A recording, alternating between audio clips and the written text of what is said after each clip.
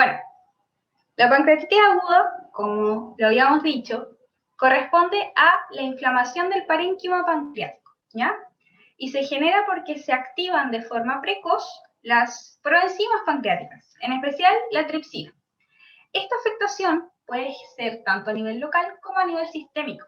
Y la severidad va a ser variable dependiendo de un paciente a otro. Va a variar y nosotros tenemos que evaluar en qué grado de severidad está para que podamos manejarlo, porque su manejo es distinto.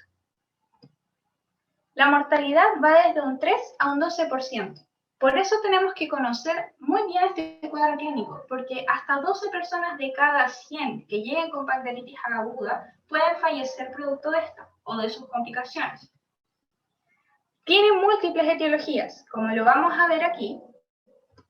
Sus causas generales pueden ser obstructivas, por toxinas o fármacos, metabólicas, por traumas, infecciosas, vasculares, idiopáticas. Son tantas que yo decidí resumirlas para que se vayan a la casa con esta diapositiva. Esta es la más importante para resumir la etiología. La principal causa es la litiasis biliar y, en segundo lugar, el alcohol. Sumando estas dos causas da un 80% de los casos y después de eso viene la idiopática, que es un 10% de los casos. Se clasifica, según su afectación, en pancreatitis aguda necrotizante, que como su nombre lo dice, afecta al parénquima pancreático y o a sus tejidos adyacentes, peripancreáticos. Y esta, afortunadamente, es la menor cantidad de casos, 10 a 20%. En cambio, la edematosa intersticial, la que no tiene necrosis, es el 80 a 90% de los casos y esta tiene un mejor pronóstico. Entonces, el cuadro clínico es fundamental de conocer. Se caracteriza por múltiples manifestaciones clínicas. Las principales son estas cuatro. Va a ser un paciente que va a llegar con un dolor abdominal súbito, intenso, que le va a dar en el epigastrio, boca del estómago, o en el hipocondrio izquierdo. Y en algunos casos se va a irradiar, se va a ir ese dolor hacia el dorso izquierdo. Además, el paciente te va a decir que tiene muchas náuseas y que ha vomitado probablemente, y esos vómitos no aliviaron su dolor.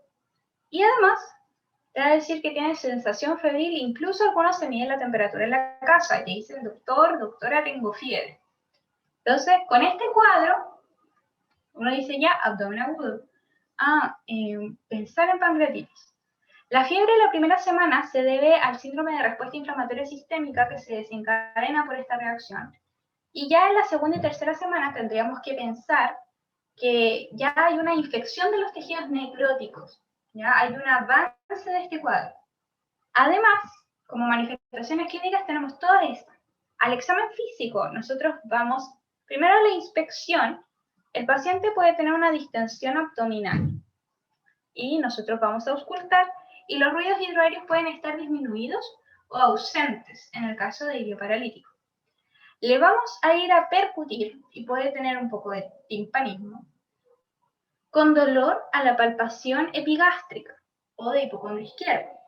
Resistencia abdominal dolorosa, palpación profunda porque ya hay una extensión de la necrosis. Alteración de conciencia en los casos más severos cuando ya el paciente llega choqueado, que es el 10% de los casos, o sea, 1 de cada 10. Hipotenso. Hasta el 30% de los casos va a tener una coloración amarillenta de piel y mucosa, es decir, ictericia. Y en el menor porcentaje de casos van a tener manifestaciones cutáneas, es decir, enrojecimiento de la cara o coloración azulada de piel y mucosa, cianosis facial y de extremidades, equimosis periumbilical, que lo conocemos como signo de Cullen, es como tener un moretón en el ombligo, o a nivel de los flancos, que es el signo de Gray-Turner. En el 40% de los casos se va a generar un derrame pleural, principalmente a la izquierda.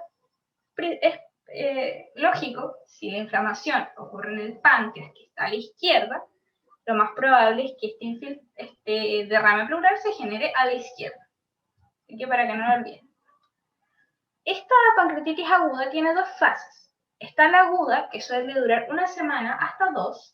Está la tardía, que es cuando se prolonga varias semanas, incluso 1 o 2 meses desde el comienzo, con similares manifestaciones a una pancreatitis aguda que es moderado grave.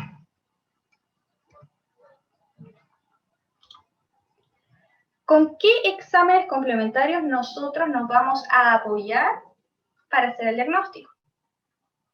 Nuestra sospecha clínica con el cuadro clínico clásico va a ser alto, pero nos tenemos que apoyar con exámenes de laboratorio. Le vamos a pedir la amilasa y la lipasa. Si estas están aumentadas más de 3 veces su límite superior normal, eso apoya el diagnóstico de pancreatitis aguda. La amilasa, después de 48 a 72 horas que comience el dolor del paciente, va a tender a normalizarse, pero va a persistir elevada en orina.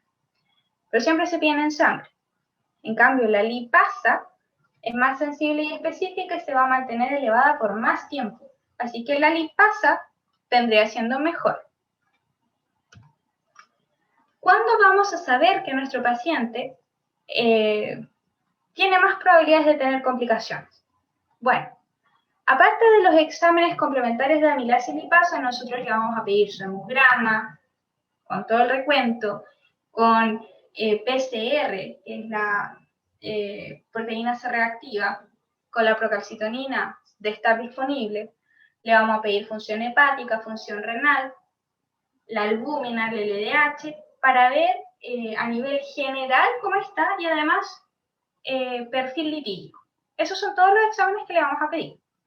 Si en esos exámenes aparecen los glóbulos blancos elevados sobre 16.000 por milímetro cúbico, con aumento de las formas inmaduras, aumento de los parámetros inflamatorios, con aumento de urea, con daño hepático que se va a evidenciar porque va a haber hiperbilirrubinemia, con aumento de las transaminasas, con aumento del LDH, con poliglobulia, anemización, con hipertrigliceridemia, que es una de las causas de pancreatitis, o con hipocalcemia, nosotros tenemos que pensar que este paciente tiene altas probabilidades de complicarse. Aparte de este cuadro clínico clásico de dolor abdominal, náuseas, vómitos, fiebre, con su examen físico compatible, con amilasa y lipasa elevadas, vamos a pedir imagenología. Bueno, la imagenología de elección para pancreatitis aguda no es la ecoabdominal. La ecoabdominal no, es de elección para que nosotros revisemos la vía biliar, porque es la principal causa de pancreatitis aguda es la patología biliar, pero no es que nos evidencie la pancreatitis aguda per se de la mejor manera. Pero sí nos ayuda para revisar la vía biliar, nos puede mostrar un aumento de volumen del páncreas con sus bordes mal definidos, como lo vemos en esta imagen, con un parénquima disminuido e irregular. Y podemos ver los cálculos biliares. Pero el examen que es de elección va a ser la tomografía computarizada con contraste. Pero este no se lo vamos a pedir a todos los pacientes. Las recomendaciones actuales dicen que solo se tienen que pedir ante duda diagnóstica. Si un paciente tiene un diagnóstico clínico obvio, porque su clínica es compatible, el laboratorio es compatible, tiene un curso benigno, no tiene complicaciones, no sería necesario en estricto rigor pedir una tomografía computarizada con contraste. Pero si no es el caso, sí se tiene que pedir. Si el paciente no mejora a las 48 o 72 horas, es decir, persiste el dolor, persiste con fiebre, con náuseas, con vómitos, no se puede nutrir por vía enteral, nosotros le vamos a pedir una tomografía computarizada de abdomen con contraste. Sobre todo si no mejora, porque si no mejora, eso puede ser un indicador de complicaciones. Si el paciente necesita una intervención quirúrgica urgente o está en estado crítico, también es indicación de tomografía computarizada. Entonces, en resumen, la tomografía computarizada con contraste es el examen de elección de pancreatitis aguda, pero no le vamos a pedir si el diagnóstico es claro, si no tiene complicaciones, si el curso es benigno. Lo vamos a pedir solo cuando el paciente tenga que intervenirse quirúrgicamente de forma urgente o tenga un empeoramiento clínico a las 48-72 horas para descartar otros cuadros, complicaciones. Pero no siempre. De ser posible, si la tienes a disposición, por supuesto que sí. De lo contrario, no es necesario. ¿Qué pasa si no podemos hacer una tomografía computarizada, le pedimos una resonancia magnética de abdomen. También se le pueden pedir otras imágenes, pero son más bien complementarias para. Es decir, la radiografía de tórax nos puede mostrar cuando hay un derrame pleural izquierdo. La radiografía de abdomen nos puede mostrar los niveles hidroaéreos, si hay dilatación de asas, si hay obstrucción intestinal. Y la colangiopancreatografía retroendoscópica, resumida como CPRE o CPRE, se realiza de forma urgente cuando hay una pancreatitis aguda biliar que es grave, para hacer diagnóstico y tratamiento a la vez, pero solo ante ese caso. Vamos a ver acá. Pueden ver las preguntas. Luego pasarán las diapositivas.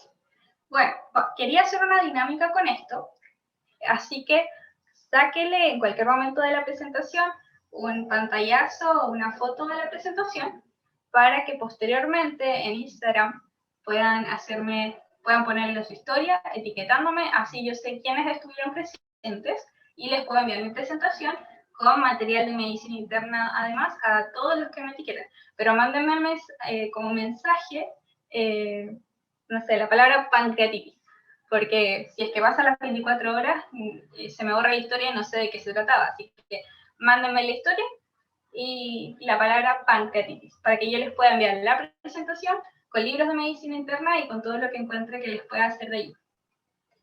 Voy a ver si hay más preguntas. Ya. Entonces. Mi Instagram, lo voy a escribir por el chat, es @medpormirta. Así. Mirta, que en verdad se lee como medpormirta. Ya, vamos a continuar.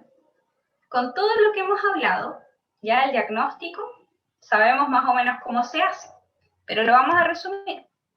Para hacer el diagnóstico de pancreatitis aguda necesitamos cumplir 2 de 3 criterios, que en resumen son que tenga un cuadro clínico típico, es decir, un paciente que te llega contando que tiene un dolor en epigastro o en hipocondrio izquierdo de comienzo brusco, que es intenso, que se le va al dorso izquierdo, o asociado a náuseas, vómitos, fiebre, ese es cuadro clínico típico, o que tiene las enzimas pancreáticas amilasa, lipasa, sobre 3 veces su límite superior normal, o que tenga pruebas de imagen, tomografía computarizada abdominal, ecografía abdominal o resonancia nuclear magnética abdominal compatibles con pancreatitis. Con 2 de esos 3 criterios tú ya tienes tu diagnóstico de pancreatitis aguda.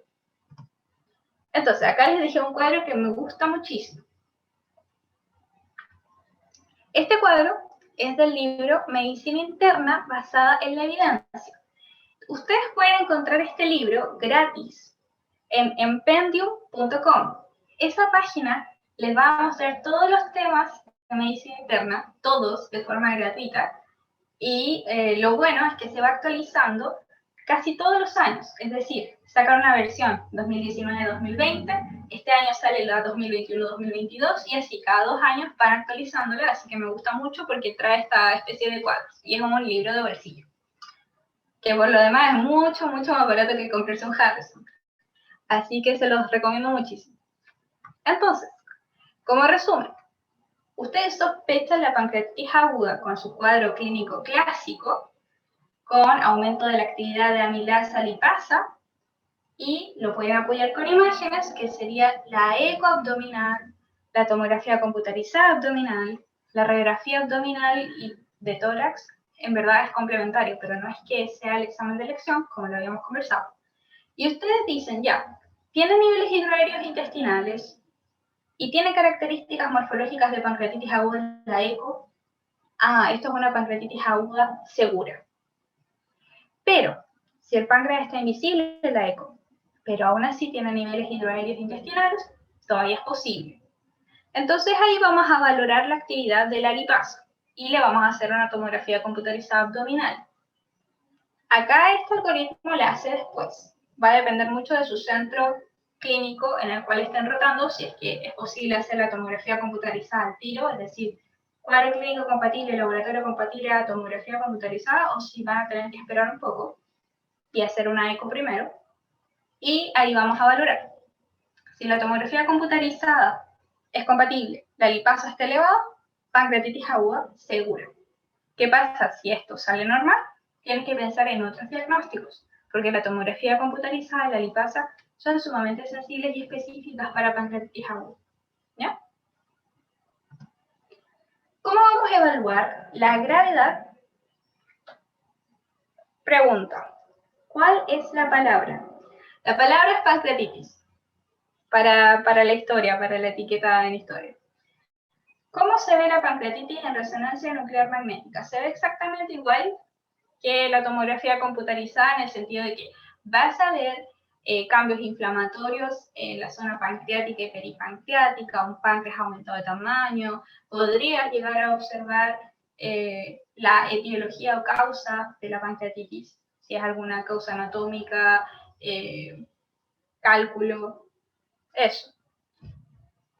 El libro de Serpendium, que es medicina interna basada en la evidencia. Bueno, continuando con esto, gravedad y pronóstico del paciente lo vamos a evaluar de diversas formas, pero me gustan mucho estos criterios de Ranson porque los resume bastante bien. Te dice que si el paciente tiene 3 o más de estos criterios, tiene más mortalidad asociado. Entonces, si al ingreso, que es un paciente con este cuadro clínico mayor de 55 años, los glóbulos blancos están sobre 16.000, la glicemia sobre 200 miligramos partido por decilitro, la LDH sobre 400, la GOT sobre 250 unidades internacionales por litro, IO a las 48 horas, tiene una disminución del hematocrito de más de un 10%, tiene una deficiencia de líquidos de más de 4 litros, un calcio bajo 8, hipoxemia, una presión de oxígeno bajo de 60 milímetros de mercurio, un aumento de BUM sobre 5, la albúmina baja, es decir, bajo 3,2, con 3 o más de estos criterios, este paciente tiene una morbimortalidad más alta. ¿Ya? Entonces, hay otra forma de clasificarlo y ver si la pancreatitis aguda es leve, moderada o grave. Y esa es la clasificación de Atlanta 2012. Esta dice que si no hay falla orgánica, ni complicaciones locales, ni sistémicas, esta pancreatitis aguda es leve. A lo más podría haber una colección peripancreática, chiquitita, pero nada más que eso, que, como dato, estas se reabsorben en más de la mitad de los casos, y solo muy pocas llegan a complicarse. Entonces, si no tiene falla orgánica, no tiene complicaciones locales, o solo una colección peripancreática, no tiene complicaciones sistémicas, es leve. Y el tratamiento también es bastante sencillo, más sencillo que el de los otros. Por el contrario, si tiene una falla orgánica que es transitoria de menos de 48 horas, tiene complicaciones locales y o agudización de sus enfermedades crónicas de base, es moderada. Si la falla multiorgánica ya es persistente más de 48 horas o tiene más de una complicación local, ya eso es grave. Y eso está en directa relación con su pronóstico. Obviamente, la pancreatitis aguda, moderada y grave tiene mayor mortalidad. ¿Cómo lo vamos a tratar? Acá le hice un triángulo resumen de cómo se trata. El tratamiento tiene 3 pilares fundamentales. El paciente con pancreatitis aguda tiene que recibir una hidratación intravenosa abundante, soporte nutricional y manejo del dolor. Vamos a ir viendo cada uno por parte. Entonces, el paciente va a llegar y en las primeras 12 a 24 horas lo tenemos que hidratar. Y lo vamos a hidratar con 250 a 350 ml por hora. Le vamos a ir dando o Ringer o suero fisiológico y vamos a controlar su respuesta con parámetros clínicos y bioquímicos. Vamos a ver cómo está su estado hemodinámico. Si está bien hidratado, su diuresis va a ser sobre 0,5 a 1 ml kilo hora. Su presión arterial media, su PAM, va a estar sobre 65. Su frecuencia cardíaca va a disminuir, va a estar bajo 120 por minuto. Su BUM va a estar bajo 20 y su hematocrito va a ser de 35 a 44, o sea, De esa forma vamos a ver que nuestra hidratación es adecuada. Si tiene trastornos electrolíticos como una hipopotasemia o hipocalemia, se tienen que corregir. Vamos a mirar su hematocrito. Si está bajo 25, le vamos a tener que transfundir glóbulos rojos hasta llegar a un valor de 30-35. Y si tiene hiperglicemia, es decir, una glicemia sobre 250, le vamos a tener que indicar insulina. Entonces, ese es el primer pilar. Lo vamos a hidratar de forma intensiva. Y si tiene un trastorno electrolítico o del hematocrito o de la glicemia, vamos a tratarlo como tal. El segundo pilar es el manejo del dolor. Si el paciente tiene un dolor severo, le vamos a dar opioides. Tramadol, 50 miligramos cada 6-8 horas, o buprenorfina, o meperidina. Pero tratar de evitar los opioides, ¿ya? Tiene buen efecto analgésico y mejoría del flujo sanguíneo visceral la analgesia epidural continua, ¿ya? Pero idealmente tenemos que tratar de ocupar la menor analgesia posible, ser lo menos invasivo posible, ¿ya? No a todos le vamos a poner analgesia epidural, eso que quede muy claro. El tercer pilar era la nutrición. Si cede el dolor, el paciente puede iniciar la ingesta vía oral de sus alimentos siempre pobres en grasa. Obviamente, tenemos que tratar de alimentarlo de forma precoz por vía oral dentro de las primeras 24 horas desde que se hizo el diagnóstico. Pero hay casos en los que el paciente no lo tolera, que sigue con náuseas, que sigue con vómitos, y en esos casos vamos a tratar de darle nutrición enteral. Le vamos a poner una sonda nasoyeyunal, es decir, pasado el páncreas para que este descanse. Y en el caso de que esto no fuera suficiente, recién podemos pensar en una nutrición parenteral. Pero de primera línea, tratar de que, cedido el dolor, vía oral. Si no se puede, nutrición enteral. Y si no se puede, nutrición parenteral. Cuando tenemos pancreatitis aguda grave, tenemos que emplear nutrición enteral después de 24 a 48 horas si es posible. Y dejar la parenteral como último opción. Esto, ya vimos los tres pilares de tratamiento, que era la hidratación endovenosa, manejo del dolor y soporte nutricional, pero algunos de nuestros pacientes van a necesitar antibióticos, pero solo ante estas dos indicaciones, que tenga una necrosis pancreática infectada o que tenga una infección extrapancreática, por ejemplo, que tenga una infección del catéter, en aquellos que necesitaron una nutrición parenteral, por ejemplo, aquellos que tengan una infección del tracto urinario, aquellos que tengan una neumonía, pero porque es una infección extrapancreática o una necrosis pancreática infectada. No le vamos a dejar profilaxis a nuestros pacientes. Así que no es pilar de tratamiento la antibiótico terapia. Y por último, el tratamiento invasivo de la pancreatitis aguda se realiza con una colangiopancreatografía retrógrada endoscópica, la CEPRE, con esfinterotomía, que la vamos a hacer en las primeras 24 horas en los pacientes que tengan colangitis obstructiva aguda. Si no tiene datos de colangitis y ictericia, pero aún así sospechamos que la colitiasis, podemos emplear primero una colangioresonancia y después se podría realizar una CEPRE terapéutica. Pero si no tiene evidencia de colangitis ni ictericia, primero va la colangioresonancia, ¿ya? Y por último, sabemos que la principal causa de pancreatitis aguda es la patología biliar. Entonces, lógicamente, tenemos que sacarle la vesícula biliar. ¿Y cuándo se hace esta colecistectomía? La respuesta correcta es depende. Porque si el paciente tiene una pancreatitis que es leve, le vamos a sacar la vesícula antes que se vaya de alta. Pero si ya es grave, vamos a tener que hacerlo en diferido. Es decir, una vez que ya no hay inflamación, que haya una resorción de las colecciones, ahí recién, en diferido, podemos sacarle su vesícula.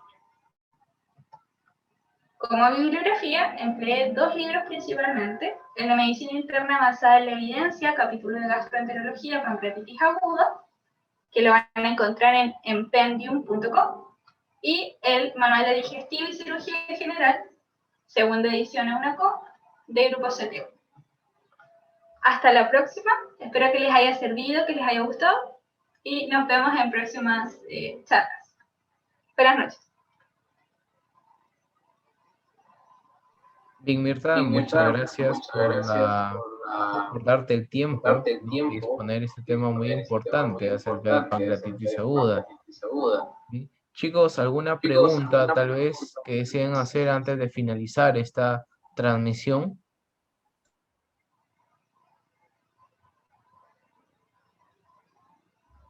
Esperemos un par de minutos nada más y damos por finalizado, ¿sí? Muchas gracias por los buenos comentarios, los estoy leyendo ahora. Me estoy muy feliz que mi trabajo les esté sirviendo y cualquier duda que tengan, saben que me pueden escribir.